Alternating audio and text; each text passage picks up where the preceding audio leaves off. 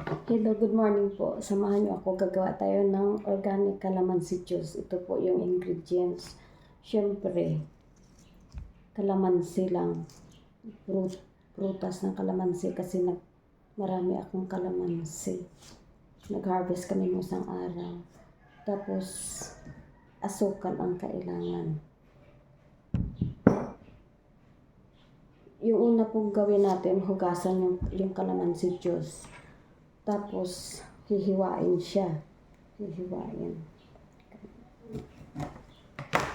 Tapos, kukunin po natin yung katas. Yung katas. Isisid natin. Tapos, pag marami na po kayong naipon na juice, gagawin natin na syrup. Lalagyan natin ng asukal.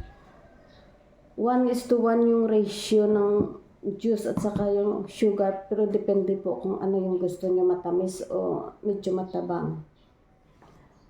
Pag nag-syrup na siya po, ganito siya. Ganito na yung tsura niya, pwede nyo itago sa ref.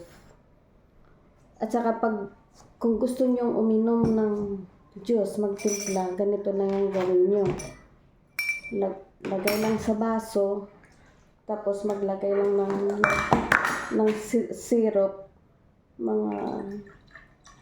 Ayun.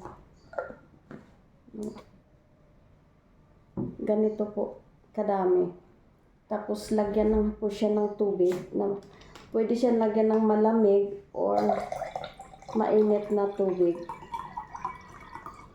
Pag mainit ang panahon, mas masarap yung malamig na tubig. Pero pag malamig, mas masarap yung mainit na tubig, lalo pag medyo inuubo-ubo ka.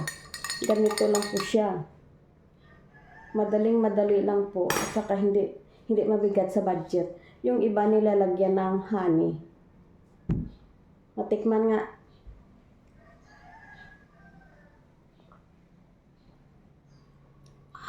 Sarap. Masarap sa mainit na panahon. Cheers!